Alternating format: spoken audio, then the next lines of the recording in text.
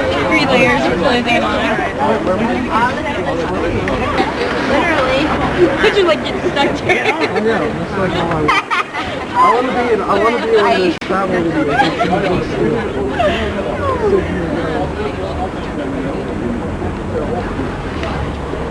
I'm not ready to sit down.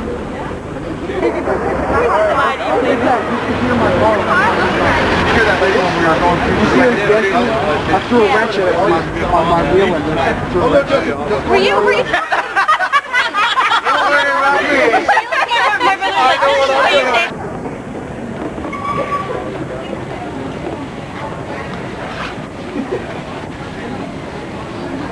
Kevin, want to stand over there?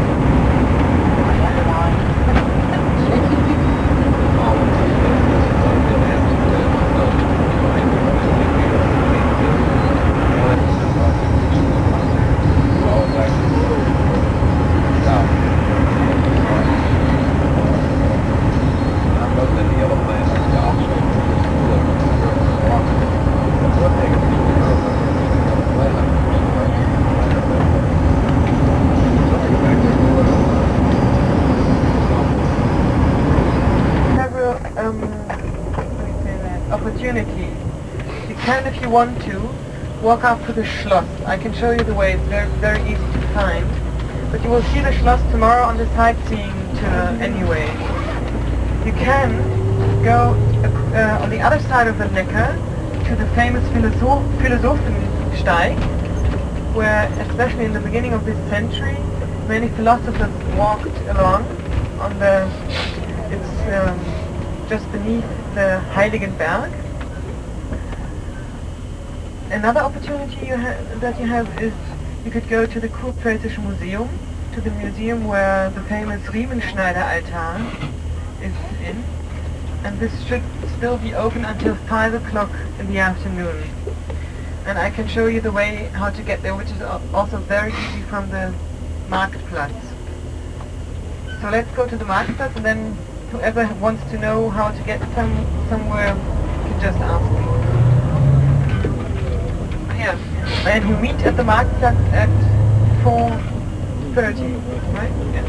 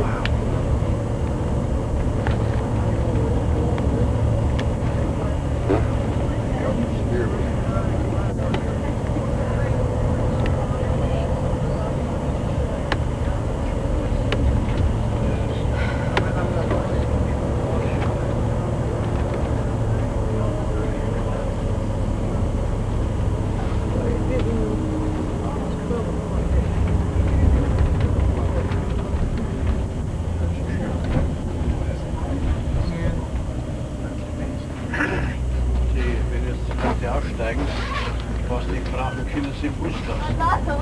Die ablehnen, erst hochziehen und dann runter ganz.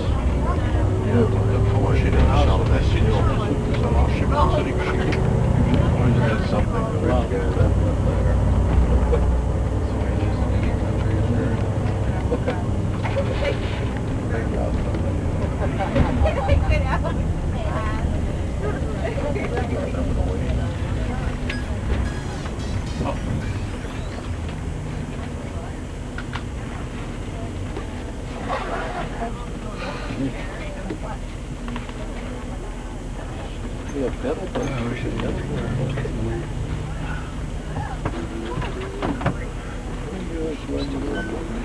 Hill.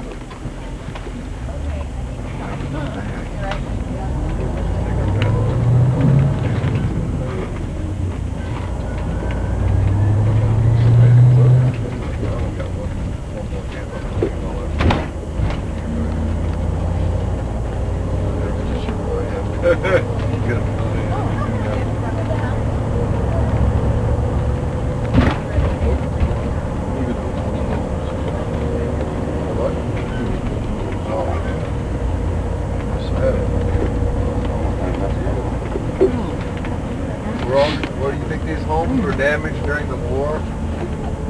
Right there, do you think? Were these homes damaged during the war? World War II? Over there? Yes. No, as far as I know, the American There was much bombing. airport is where Heidelberg. One of the officers knew Heidelberg and those bombs. Oh, that was very smart. I'm glad he did it.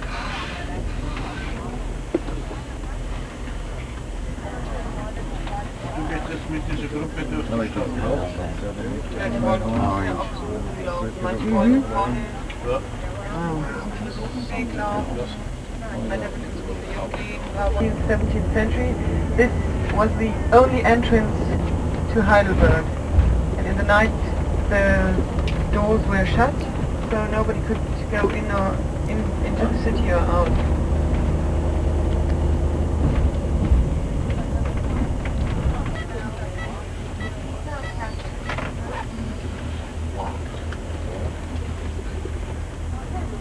Vi fann dem då vid väck, ja.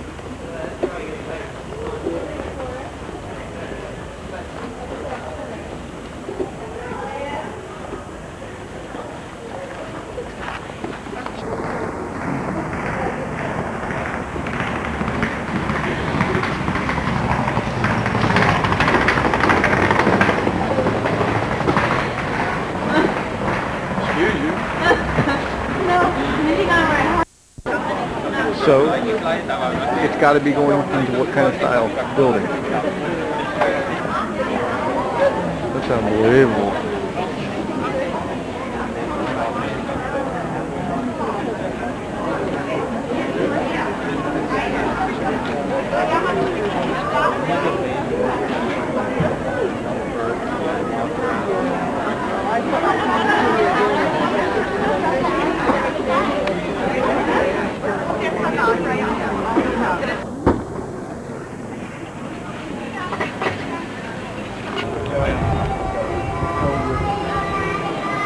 Look at these buses.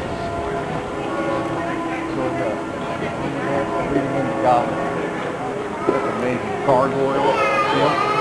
Yeah.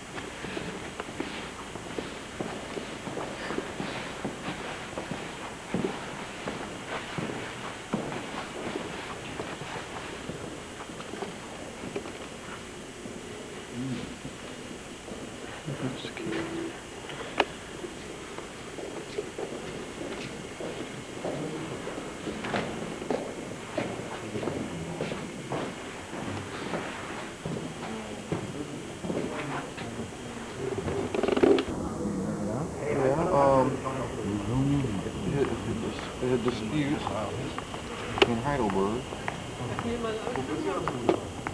What he gave.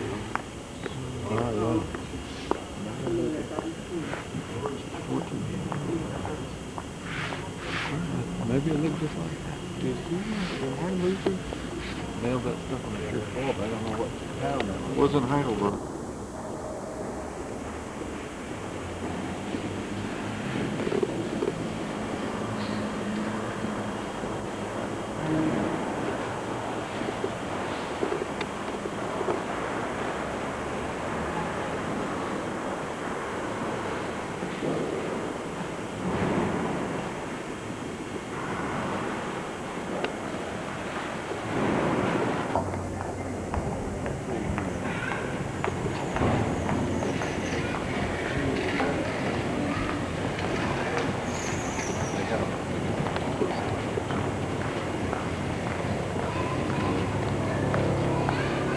Which is the Leafs Tower?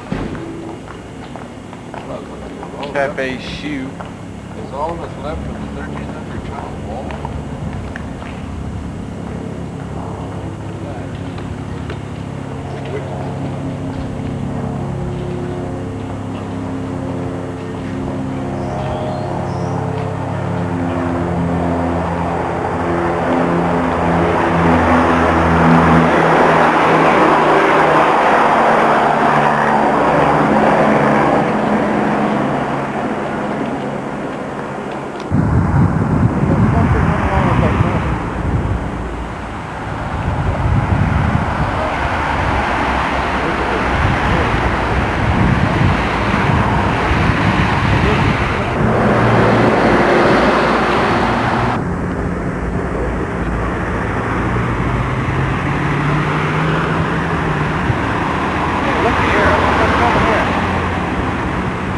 Big old wire coming.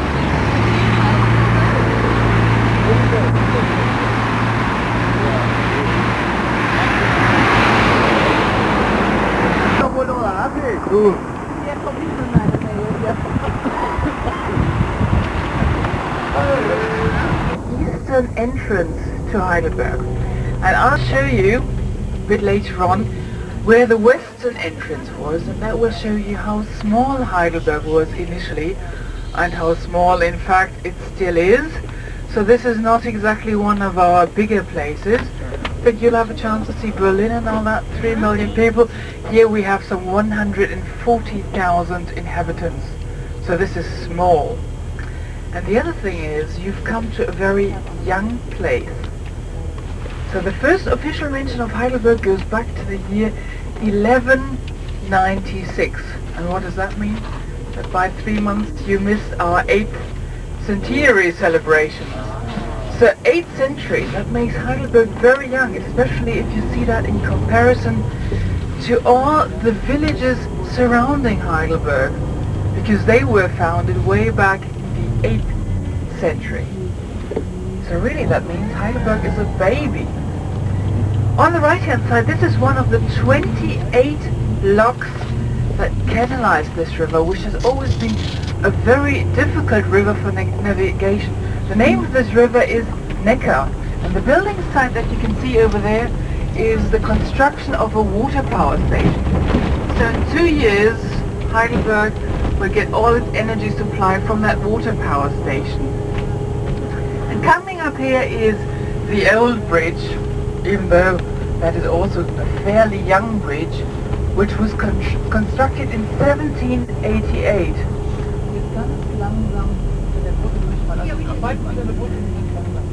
Coming up on this bridge you can see a statue, and that is the statue of Charles Theodore. You know, at the beginning we saw the Charles Gate, and he was responsible for the Charles Gate. And now, when we pass underneath this bridge, look up on the right hand side, so you can see all the flood marks. So in 1784, the predecessor of this bridge was destroyed, of course by a flood. This in fact is the 7th bridge in the same place, all the predecessors having been destroyed either by fire, flood, or of course floating ice. And had you arrived some 3 weeks earlier, we would not have been able to pass underneath this bridge. We had another flood about 3 weeks ago. And of course we expected another one. As soon as the snow starts melting in the mountains, probably in the beginning of May, we would probably have another flood. So we are quite flood-proof people here, even though in fact for the people living here next to the river it's really hard because all their cellars tend to be filled with water, and even though they are trying to make the river deeper and deeper, we still have these floods. So the building on the left to you probably seems a lot older than the one on the right. It's vice versa. The one on the left hand side was built at the beginning of the 18th century with the ruins of destroyed Heidelberg, and on the right hand side the building goes back to the 16th century. That used to be the Prince Elector's arsenal. This is where all the weapons were kept. At some point it was transformed into the Prince Elector's horse stables, and today it serves as the university canteen. Unfortunately for the students, we must admit that the quality of the food has not improved a lot since the days of the horse stables, but it's a very cheap meal. Pay $2 for a 3-course meal, however no luxury involved. They serve your food straight onto a tin tray, no plates involved. So it's tough. It's tough to get to pedestrian precinct. Quite empty now because Germans are still asleep there. And of course the shops are closed on a Sunday. So this is over a mile long.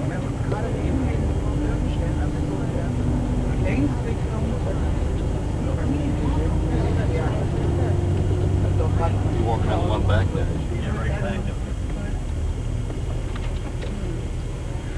So yes, it is quite empty today. Usually this is the liveliest spot. We are in the very heart of Heidelberg now, even though everybody else is still asleep.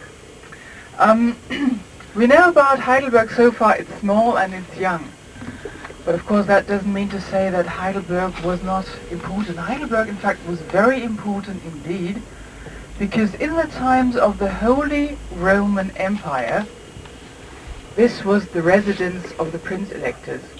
And to give you an idea of who the Prince Electors were, in the Holy Roman Empire the most important person was the Emperor himself. And he was elected, and it was the job of the 7 Prince Electors we had to do this. And one of these 7 had his residence in Heidelberg, which made Heidelberg quite important. At the same time, Heidelberg was the capital of a region called the Palatinate, Kurpfalz. So for 5 centuries this was the residence of the Prince Electors, and Heidelberg in those days was very important. Now what else is important about Heidelberg? In 1386 Heidelberg University was founded. And in those days, this was still part of the Holy Roman Empire. In those days, Heidelberg was the 3rd university. Prague and Vienna had been established prior to Heidelberg. And in those days, of course, in Europe, they did not have very many universities. Only few cities had universities. And when you were a student, you had to be very flexible. Usually you would have to go, if you were from Germany, you would have to go to Paris, to the well-known University of the Sorbonne. And even though everybody today is talking about the European Union, in those days it was even easier to study in a foreign European country because you didn't have any language barriers. As a student you had to know Latin, you didn't have to learn French. Latin was your universal language then. So before Heidelberg University was founded, most German students were in Paris studying. And in those days, Catholicism was the religion in Europe. Everybody was loyal to the Pope in Rome, until it occurred to the French to elect their own Pope, to basically separate from the power of Rome. They elected their own Pope in Avignon and were loyal to the Pope in Avignon. And in that situation, when the German students at the Sorbonne were still loyal to the Pope in Rome, they got a lot of problems. For that reason they couldn't take their final exams anymore. And in those days our Prince Elector here had a very good contact to the Pope in Rome, The Pope in Rome gave the papal permission to establish the university here, and that was in 1386, a date to remember. And today, in Heidelberg, we have Germany's oldest university. 1386 was the foundation year. At the beginning, there was an inauguration service. Some 20 people participated. It was all very small in those days. But already after the first year, some 500 students had come to Heidelberg. And this takes us back to where we started. You remember when I showed you the eastern entrance? You have to use a bit of your imagination here. Where we've just come up, that is where the western entrance was. There was the city wall coming up here. You know, in the Middle Ages, all the cities used to be walled, and gates would make sure that they were locked in the evening to make sure no strangers and thieves came in. So up until the foundation of the university, the city wall ran along here. But as soon as all these students started arriving, the former city center simply became too small. For that reason, the city wall was taken down, and everything you can see on your right became part of the city center as well. So you basically got an idea of how small the historic city center is. So everything on our left is the historic city center. And on the left-hand side, you can see what we call the old university. And as I know that you're all architectural experts, you can all see that this building does not go back to the year 1386, even though it's called the old university. And that is due to one reason.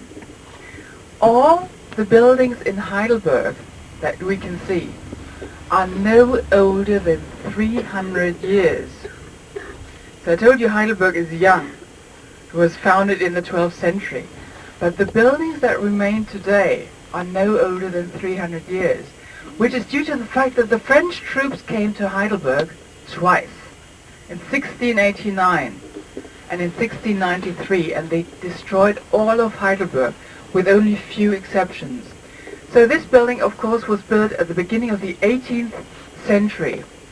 On the first floor they have an old lecture hall, which is still used when you have your inauguration lecture. That is where you go when you receive your diploma at the end of your studies, also in the wonderful lecture hall on the first floor, and sometimes it's open to the public for concerts.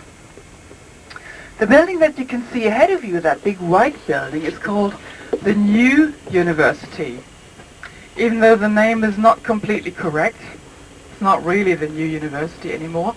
It goes back to the year 1930, and it goes back to the initiative of an American. And his name was Jacob Gould Schurman, who was so very much in love with Heidelberg that he raised 500,000 Deutschmarks to establish this building of the New University. And I say that this name is not correct anymore because after the Second World War, they established a completely new university on the outskirts of Heidelberg. As soon as we are on the castle terrace, I can show you where that is. And on the outskirts, that's where all the natural sciences are. That is where medicine is, all in all with 10 hospitals. And in the old city center, all that has remained are the humanities.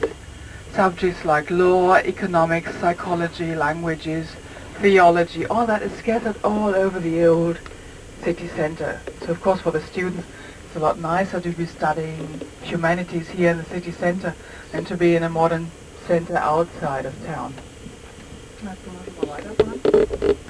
Of the Jesuit church.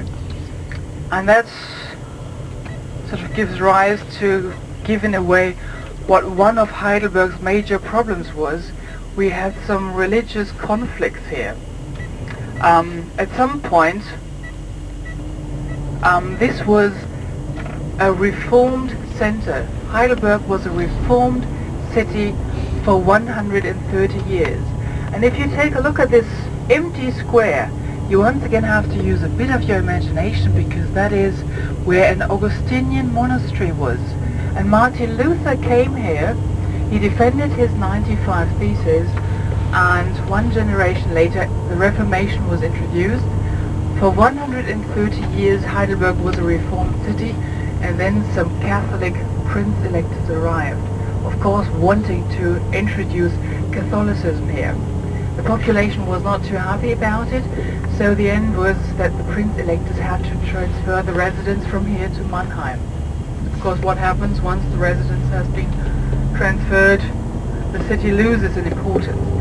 Looking over there on the right-hand side, this red sandstone building, that's the university library, with all in all some 3 million books. So my job is to convince you that it's not fair to be only spending one single day in Heidelberg. You should come back here with at least a week, and 3 million books should be enough to keep you entertained. They're all written in German. Not all of them, no. This is sort of languages are studied here as well. I read in a guidebook, there's part of the old wall left, but I couldn't find it yesterday when I was walking. The old city wall, I thought they said there was a little portion of it around here somewhere. Yes, there is. We've There already is, for passed example, a tower. A tower is left in the inside of the new university. Oh, inside the building? Yes, Oh. yes, in the inner courtyard of the new university. And the church that you can see on the right-hand side was the oldest church of Heidelberg. At this site, they had a church way back in the 12th century. And for some strange reason, this major parish church was situated outside the city walls for 3 centuries. So that is where the city wall in fact ran, just behind that church. And the name of this church is St. Peter's, and that in fact gives away what the initial function of Heidelberg was when it was first founded. St. Peter is the patron saint of the fishermen, and due to the proximity to the river Neckar, of course this was just only a little fishing village at the beginning. The boats. And what we know about Heidelberg so far, it was the residence of the Prince-Electors. Heidelberg has Germany's oldest university, and it is particularly well known for its beautiful geographical situation, because all of Heidelberg is nicely nestled into the Neckar Valley, which is something we will be able to appreciate particularly well once we are on the castle terrace. We are in fact approaching the castle. We can see parts of it from here. Over there on the left-hand side, for example, we can see what we are going to visit is not an intact castle. On the contrary, all that is left of Heidelberg is the ruins of a castle. And when I told you that all we can see in the city center of Heidelberg is no older than 300 years, we should still be ever so impressed because we are in Germany. What does that mean? That most cities were severely destroyed during the last World War, but you've chosen to come to a place which was not destroyed. So all the buildings that you can see in Heidelberg are in fact the original buildings, except for one monument. One monument was destroyed by the Germans, and that is something I'll be able to point out to you once we are on the castle terrace. But if you start peeking to the right, you can see how nice and how beautiful the geographical situation of Heidelberg really is. And you can also see how limited it is, how limited the size is, because the valley in fact is quite narrow. So let's see if anybody else is up wanting to conquer the castle. So I hope you all had a nice rest up until now. As soon as we get to this bus park here, it'll be the beginning of our walking tour, because all this has to be explored on foot. Oh, there are some of the 4 buses here. So it's really unfair. All the people traveling are on vacation, but they are always the ones that get up first. It's almost worse than working.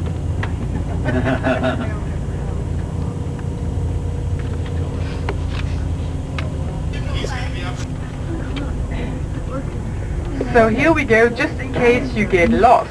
The visit here will take about 1 hour. So if you decide to get lost, we are meeting back here again at 10:20. Over there you can see, in fact, one of those colorful banners. Can you see that over there? That is a house that belongs to a students' corporation, and the idea is that people that studied here, they subsidize those student corporations. Those are the most beautiful houses that belong to student corporations. Just a normal house, it's not a palace or anything. It's ever so beautiful. You have a nice view over the valley. Best places. And you realize that you're very lucky because usually there are some 316 steps that lead to Heidelberg Castle, and just because you only arrived today, we decided to give those 316 steps a miss. Is that good? Appreciate that.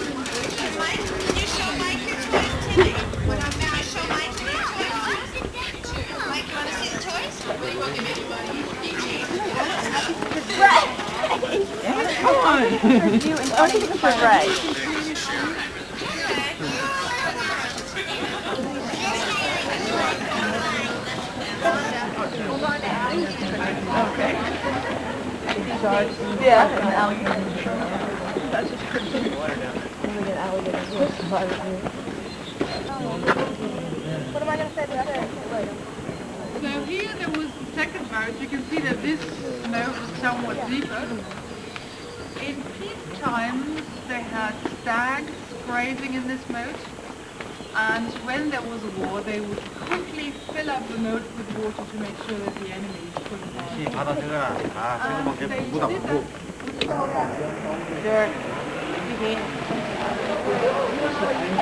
that.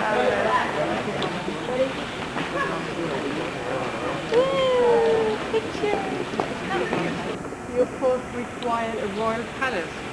So over there, behind the Weeping Willow, they constructed this royal palace in the year 1400 in Gothic style. Now, having talked about royal elements, take a look at those plain-looking grey granite columns. They look quite unimpressive, but they stem from an imperial palace. You might have heard of Charlemagne. He was emperor way back in the 8th century. So from his imperial palace, those granite columns were taken.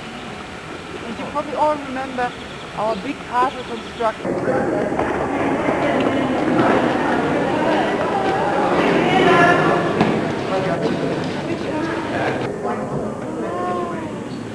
The result of this was really obvious, but that didn't really matter. The most important thing was it was quiet. So you can see on the top there are the initials of CT. You saw CT on the other bridge there, Charles, the one who also built the Charles Gate.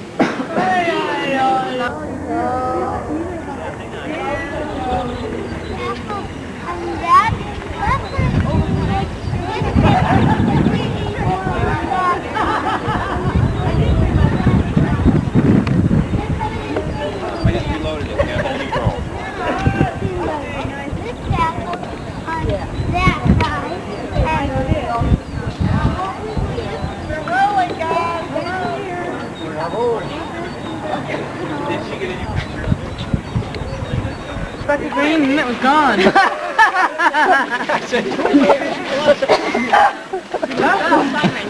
Bye. Oh well. We were counting portions.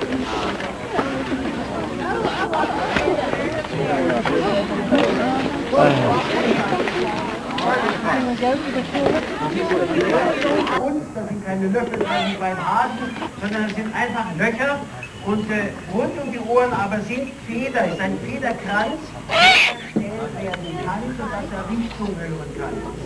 Und damit kann er zielen. Das, was wir mit den Augen machen, wenn wir einen Punkt anpeilen, mit den Augen zielen, so kann er mit den Ohren zielen, Gehör zielen. Und ja, und dazu ist ganz notwendig, dass er sich selber nicht stört beim Hören. Und deswegen sind seine Federfahnen am Ende noch einmal aufgespalten. Und so kann der Wind völlig geräuschlos durch die Federenden durchziehen. Ein Begängnisquartier. Setzen Sie sich mit dem Wind zum Beispiel Vögel auf den Platz. Wenn Sie jetzt genau hinsehen, liebe Gäste, dann können Sie unschwer erkennen, dass dieser herrliche große Vogel mit 2,50 Meter Flügelspannweite ein Männchen ist. Das ist ja krass. Nicht, was Sie sehen. Das kann ich jetzt aber nicht laut wiederholen. Sie ganz einfach zu erkennen. Die Männchen, die sind immer schlank und schnell und die Weibchen sind immer dick und dumm. Bei den Adlern, kann Sie beruhigen. Nur bei den Adlern. Und das hat auch eine besondere Grund. Denn die Weibchen, die sitzen auf dem Horst, die bewachen die Jungen, bewahren die Eier. Und die Männchen, das ist jetzt umgekehrt, die bewachen gerade den Horst. Ne? Also die Männchen, die müssen jagen, die müssen arbeiten, die müssen die Beute herantragen und deswegen sind sie die wesentlich kleineren und schlankeren. Deswegen in der Fachsprache auch der Name Terz von den Adlermassen kommt aus dem lateinischen Terz, das ist heißt, er ist ein Drittel kleiner als das Weibchen. Und das, liebe Gäste, was Sie jetzt zu diesem ersten Adler hier gesehen haben, das ist der sogenannte Faustappell. Der Vogel muss lernen, zur Faust des Feinders zu kommen, Vertrauen zu ihm zu bekommen. Und wir vertrauen zum Vogel. Denn wenn Sie glauben, wir haben hier zahme Vögel fliegen, so stimmt das überhaupt nicht. Einmal Faustappell, das heißt auch wieder Fütterung auf der Hand. Aber dann will ich Ihnen etwas zeigen, was ein Adler normalerweise nicht macht, nämlich Beutefang in der Luft. Beutefang in der Luft ist nicht Adlersache. Adler fangen ihre Beute von der Erde oder die Seeadler aus dem Wasser. Und da haben wir aber eine kleine Dressur eingearbeitet, damit Sie einmal erkennen können, wie wunderbar die Vögel fliegen. Viele unserer Gäste meinen immer wieder, die großen Vögel, die wären schwerfällig. Aber hier sehen wir gleich die ganze Gewandtheit. Erst immer den Kontakt und dann Beute fangen in der Luft. Jetzt müssen Sie mal so ein Hähnchen hochwerfen, dass es fängt. Man das dann gleich alles machen. Ja?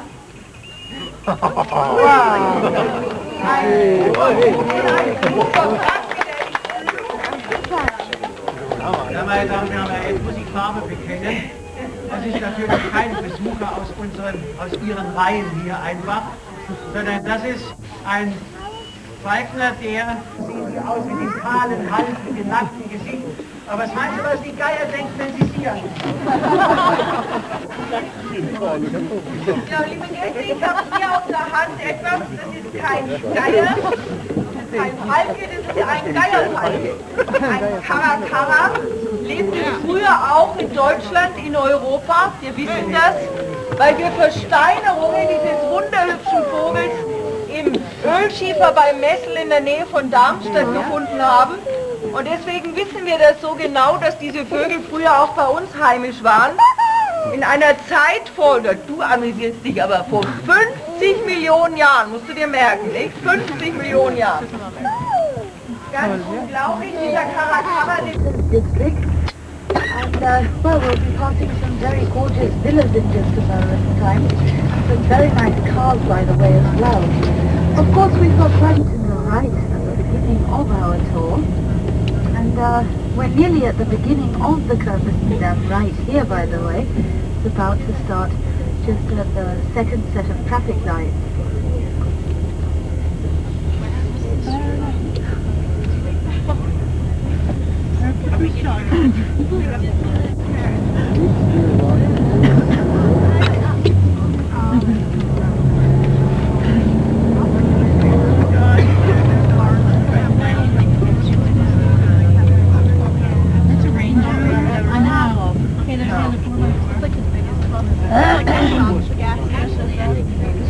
Now, ahead of us to the left, you can admire some fine art. To be precise, it was one of all in all 8 works of art which we were blessed with for our 750th birthday in 1987 by our ex-Minister of Culture, obviously.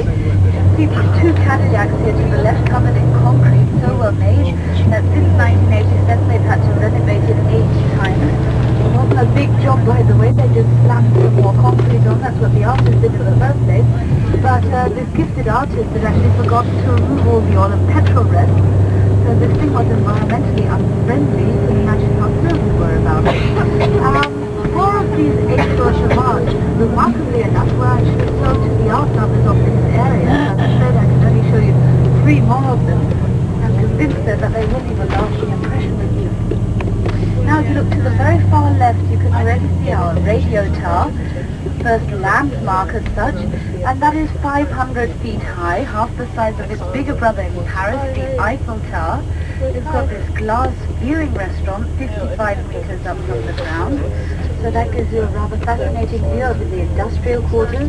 The food doesn't live up to the prices, and you can definitely experience the rudest service in Berlin, so it's not really that recommendable, I'm afraid to say. So now this is the beginning of the Curtissen Dam. It's 3.5 kilometers long. It was built with the Champs-Élysées in mind. It is in fact extremely elegant, beautiful boulevard. Over here to the right you can already see some very beautiful architecture, gorgeous old buildings. And of course also along the Curtissen Dam, most of the buildings were destroyed during the war. Here however, one actually did make an exception rule, as of course it was supposed to be the main boulevard, and that is why we decided to reconstruct quite a high percentage of the old buildings, for the simple reason that they wanted to maintain the elegant and exclusive atmosphere along the Curtissen Dam.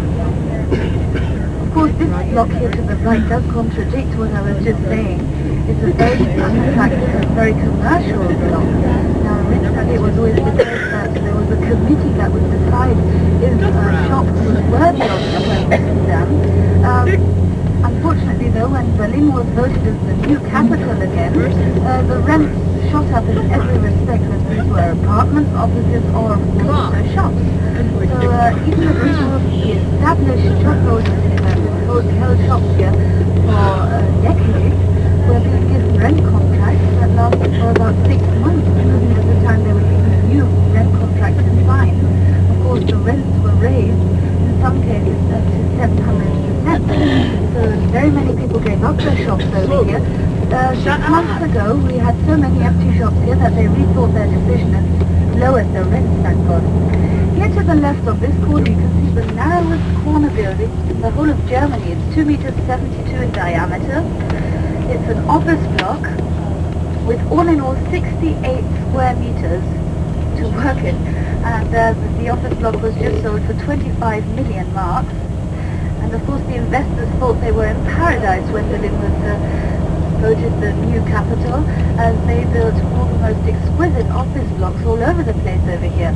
They also thought that they could ask for the most ridiculously high rents, so they still haven't rented too many of those offices yet.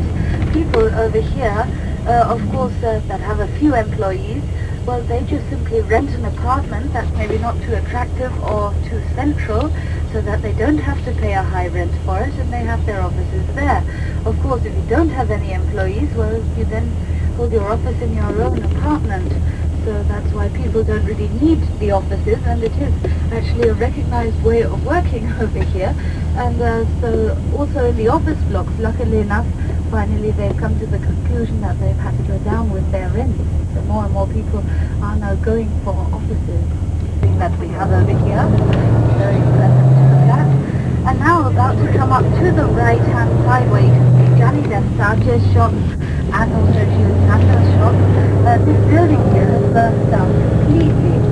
They applied a comparatively new method over there of removing the entire building except for the facade.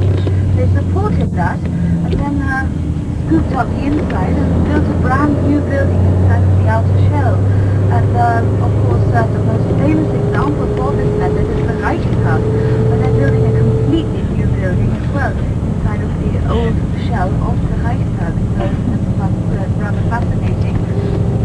And now here to the left in the center of the road, the silver thing is one more of these 8 works of art. I quite like this one. It is rather street, it's hardly noticeable.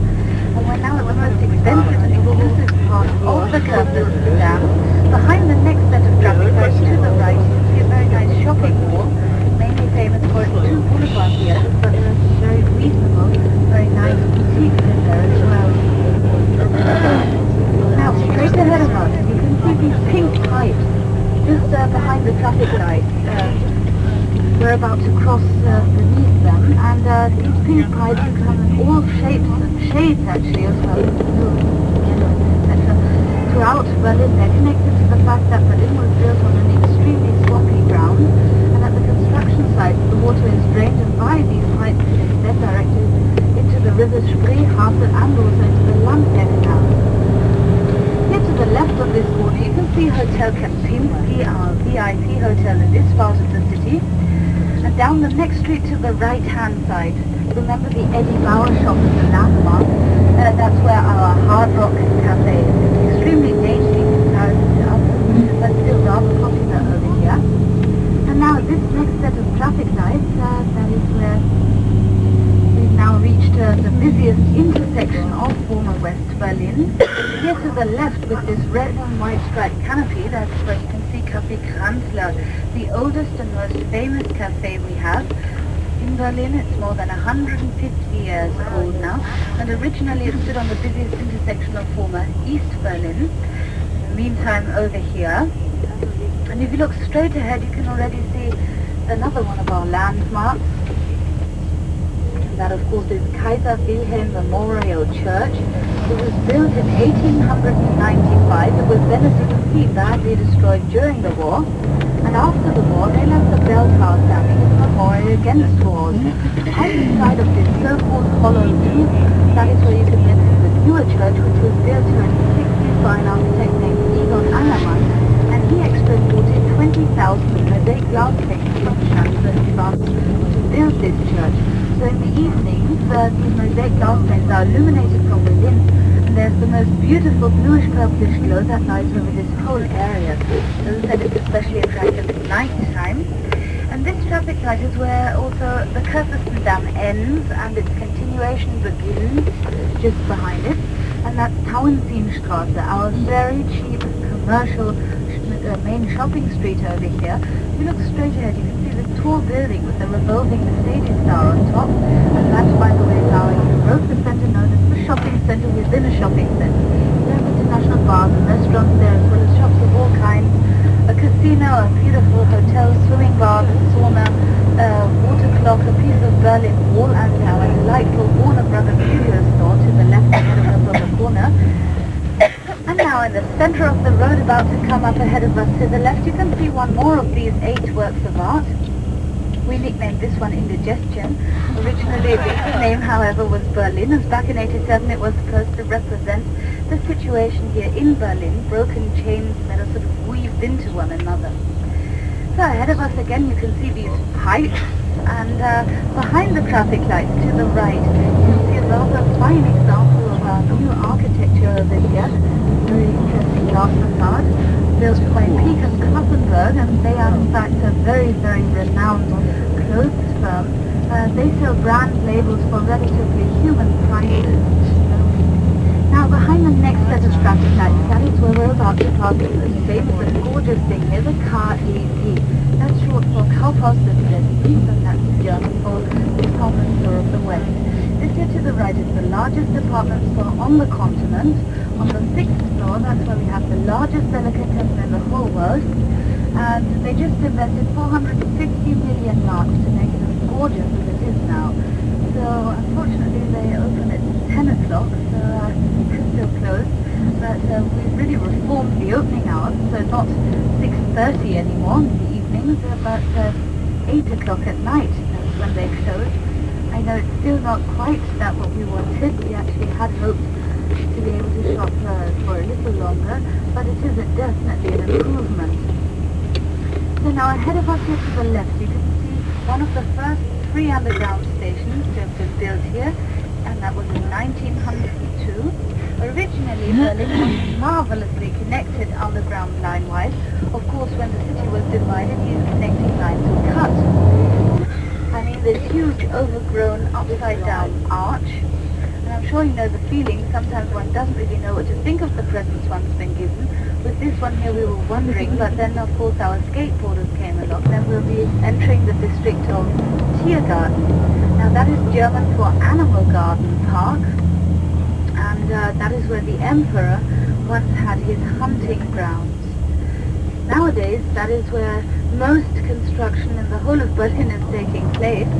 And of course, you may be wondering why we have this unbelievable amount of construction going on.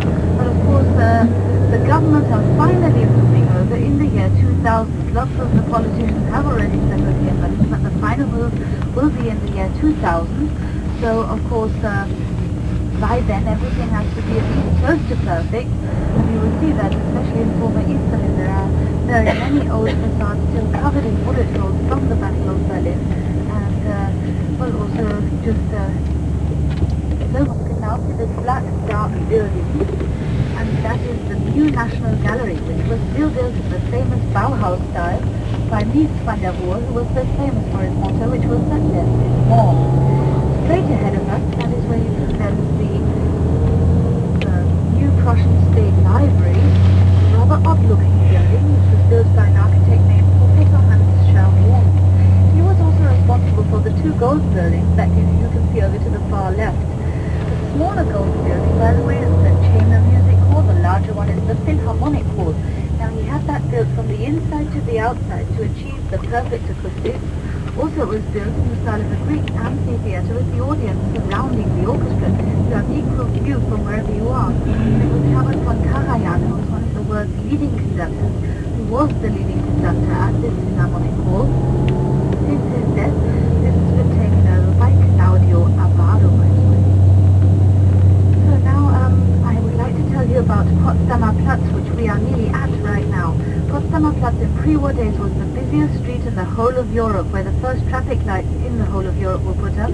That is where all the lives took place. You have to imagine that all lives died instantly when the wall was drawn straight through Potsdamer Platz. The only people that really still came here during the years in which the wall stood here were we West Berlin guys with our guests, as we had the opportunity of escorting our guests up a viewing platform from where one was then able to look over the wall. Potsdamer Platz became the first border to have been opened up for the 9th of November 1989, and since then it's become Europe's largest construction site and the world's most complicated construction site. Here to the right, you can see the without doubt largest project, the Daimler-Benz project, which includes offices, apartments, amusement, of course also a hotel, a glass shopping mall with a roof that you can open in the summertime, all designed by an Italian architect named Renzo Piano, and it will already be finished at the end of 1998. Now you have to imagine a year ago it looked just like this here to the left, which is somewhat of a hole in the ground, and that's as to say at the moment. This here to the left is the Sony Center, a glass complex which will be erected here. And if you look ahead to the left, you can see this derelict looking old building. Now that was the Esplanade, the Emperor's Hotel, and the Emperor's Ballroom stood exactly there where they were wanting to build Potsdamer Street. Of course, it's all under protection of national monument, but this building hosts 100 sarcophagi of the German royal family, meaning that it is in fact a Lutheran cathedral. That is something you would never ever believe once you've been inside, because it is far too impressive. Normally Lutheran churches are very toned down and down to earth. Well, this is nearly overladen. I mean, only close. It's not too much, I personally think, but it's just right somehow. As I said, it's the most impressive thing also from the inside. And you have to imagine that the Berlin Cathedral was destroyed to 75% during the war. They started on the reconstruction in the 70s, and it was in the summer of 93 that finally this Berlin Cathedral was reopened. Nowadays it's in full use, so they have all the services taking place there, evensong, an organ concert every day at 3 o'clock in the afternoon, which is remarkable. Christenings and weddings. I myself had the honor in October of last year to get married there. So it was absolutely, as I said, it is an amazing building. They're still not quite finished, and within the dome, from the inside, they are still working very hard. And the poor workmen, they have to walk 398 stairs to work. That's how much it takes for them to get into the dome itself. So it must be very traumatic just to get any tools downstairs. And you can find sheer unmeasurable treasures though, such as the marble altar by Andreas Schlüter. Also you can see the TV tower, which is 365 feet high. You've got a little mirror child of the Palace of the Republic. And to the right again, the Nikolai Church. If you now look to the far left though, you can see the breathtaking dome well. Before we get there, though, I proudly like to present our Keep Everything Domino's pizza and, of course, also Baskin Robbins. Town Hall, which I mentioned earlier on, which was built in 1869. And if you take a closer look at the clock in the tower, you won't notice that it was meant to resemble Big Ben in London. Everyone has failed to see the resemblance to this day, but it still does look very beautiful. Now, along Alexander's Way, you cannot imagine attending the opening ceremony. He was hunting for an invitation to the United States, and she is also specialized on the Jewish Berlin, so I don't think they take it too seriously who's allowed to guide in there or not, which is very nice. If you look straight ahead now, you can see the wonderfully done-up Hackische Höfe. Those are these wonderful back courtyards full of theatres, cafes, art galleries. It's absurd over here. As I said, bullet holes covering everything over here. And we're in the centre of town, which is the dreadful thing about it. So, of course, you can see scaffolding over here, scaffolding ahead of us as well. And, of course, this is all going on in a speed which one can hardly follow. Now, I'm a little bit bewildered at the moment because here where you can see the bakery, they just tried to pull the scaffolding up. And they didn't perform any work, and they've removed it again. So I can't really figure out why, to be quite honest. But yesterday they still had some scaffolding there. Don't ask me why. Here to the left you can see a building which looked shocking before. No one would have thought that they'd be able to save it, and now it's in its beautiful state. And of course I'm sure you've noticed the graffiti everywhere. Well, it's terrible. They're not even good at it, you see. They should go and learn. But they're very enthusiastic about practicing, so that will actually be very hardly punished in the future. They just made a big issue about that over here. If you now look up to the right, way ahead of us to the right, if you look up, glittering in the sun, again, the gold of the dome of the synagogue is appearing ahead of us. It's absolutely breathtaking to look at. Also from this angle, comes so unexpected in this street. You wouldn't believe the nightlife in this street. This is without a doubt the most fun nightlife street in the whole of Berlin, and the weirdest without a doubt as well. It's such a wild mixture of very basic places, then very chic places, and literally someone for everyone's taste. Really everyone's taste. And Oren, a marvelous Jewish restaurant which serves strictly vegetarian food, brickwork. To be sure that the whole street will appear in a completely new glory.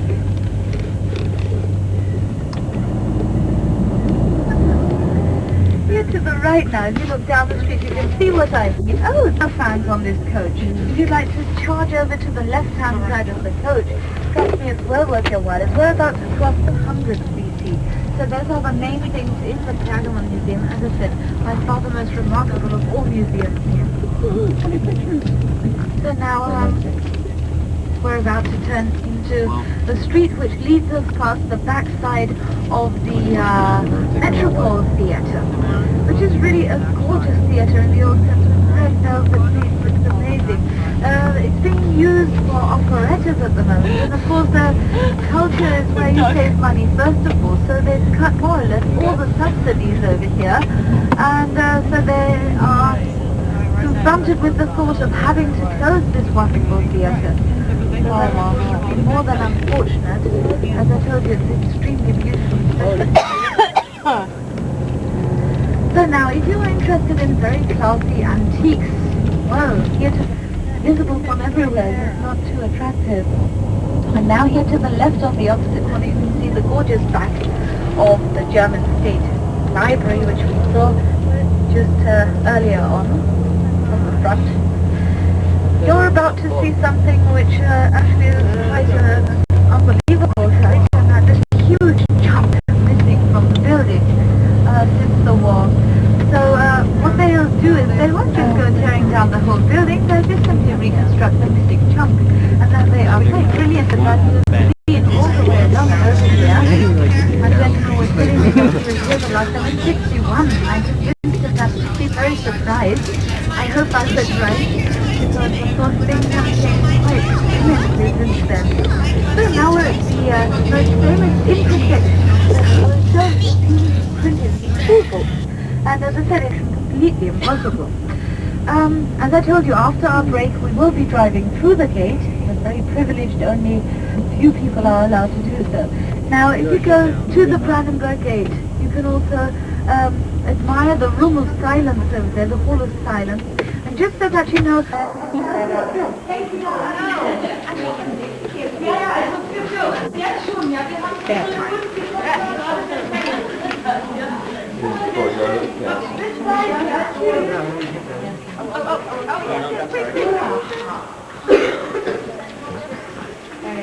No, Nick, you really didn't have to. Well, you see, I've got a husband who sort of tends to carry his cars over, well, he would if he could, over potholes, and as I said, the street over here is the street that we're never able to go along unless we're doing a sightseeing tour, because, as I said, your car gets damaged too badly here. So now here to the left, that is where you can now see the beautiful Orange Palace. As I said, the Italian style is so noticeable, it's beautiful. Oh, no. All the palaces here are museums. Yes. Particularly wrong with them, and they're considered as absolute fools. Most of them, the only one that really was still highly respected. Germany, we don't really have any royalty living here. So, by the way, in a moment you will see something which I learnt about in school even. Said to the peasants. So he also reformed the laws.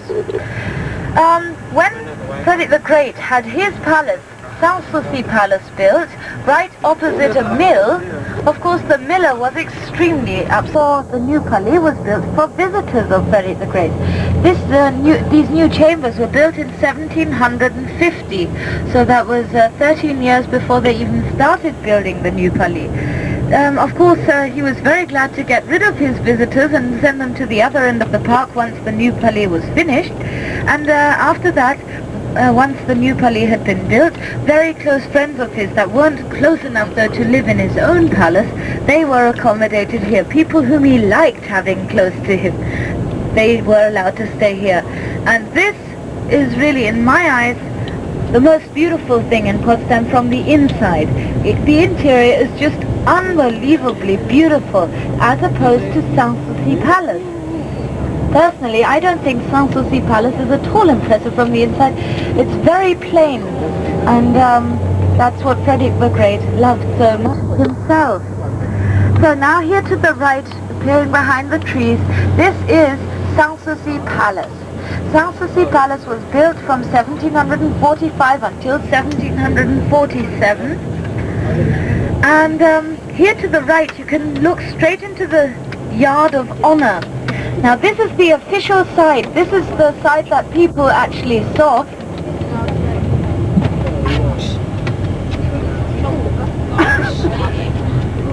So, of course you can see that it's not up to much to look at from this angle. As I said, that was the official side. As I also mentioned though, he wanted his privacy more than anything else. So wait till I walk around to the other side with you, where you see the real side of Sanssouci Palace. Now, I have to say this on the...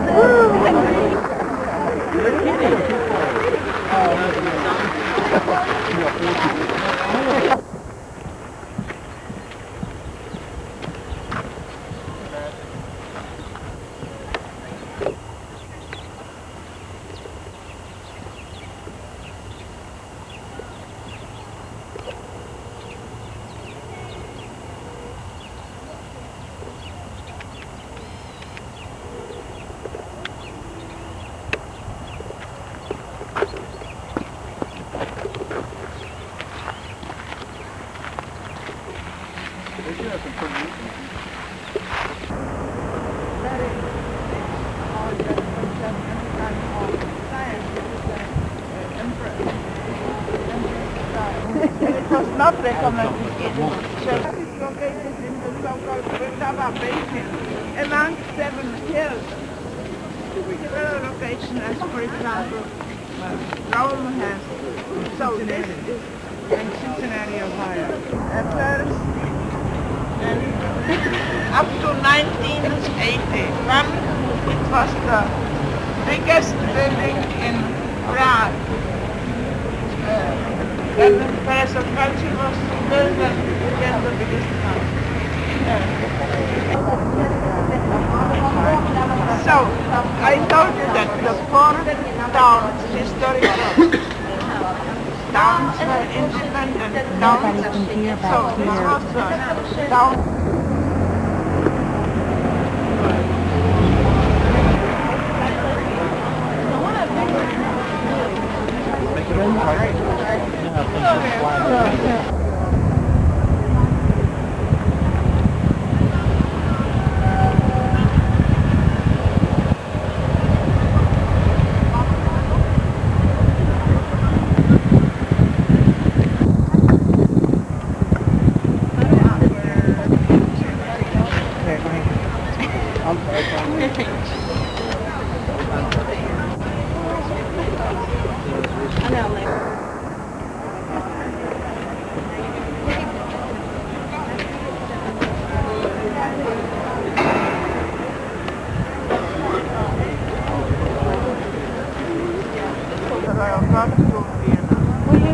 And occasionally stay there.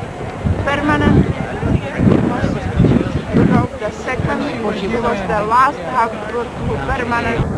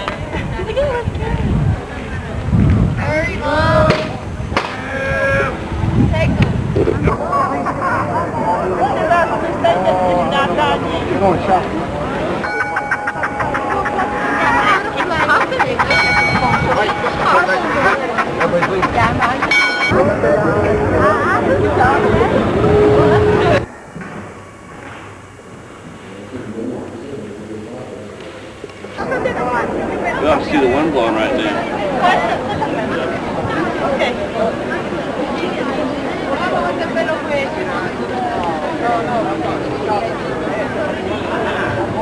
Improper use of school funds.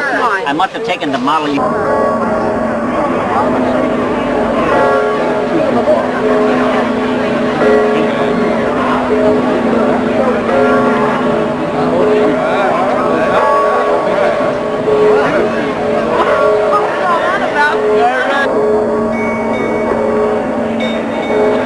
Wow.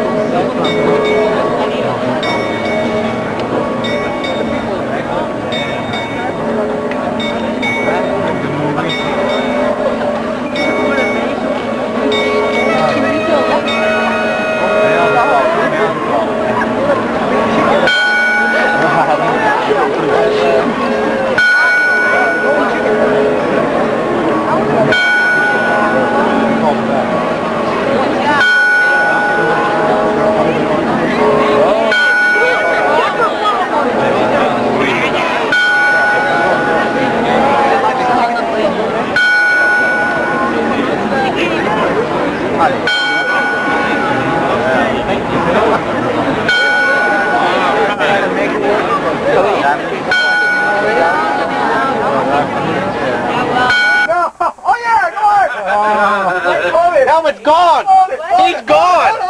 I'm coming, Helen! I'm coming! He's gone! I got something for you, baby! Oh, it's gone! Where did he ate? Yeah. I love you! Come here! Dick Lieberdick's what you say, or something like that.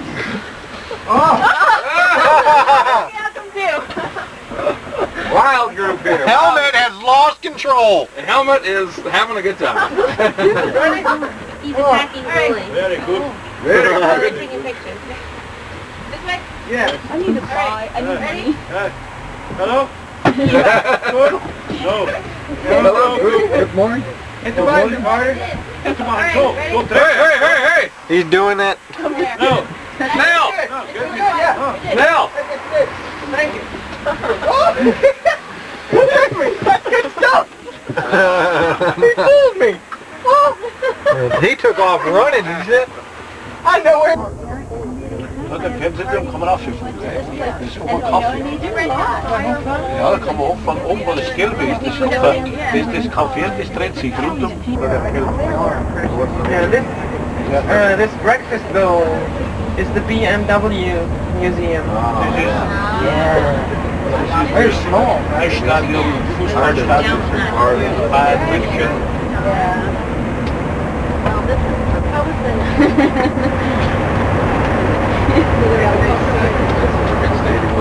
Here on the left-hand side, that's the right Olympia Stadium, where Bayern München, the Football! Hey! soccer team is playing.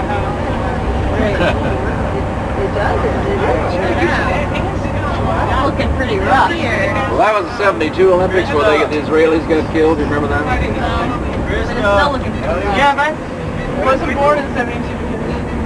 Well, you should see movies on You've missed a lot. Missed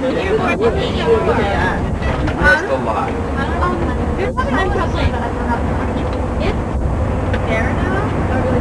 Wasn't born in 70.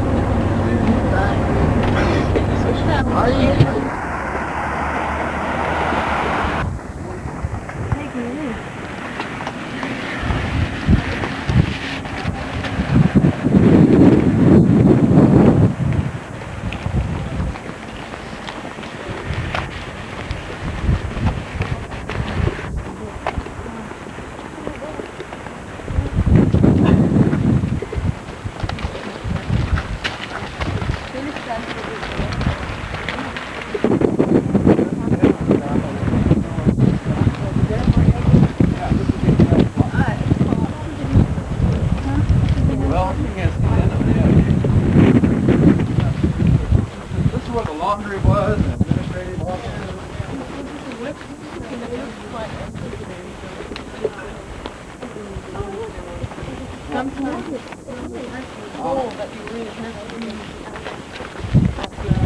Oh, uh-huh. You're all set, like,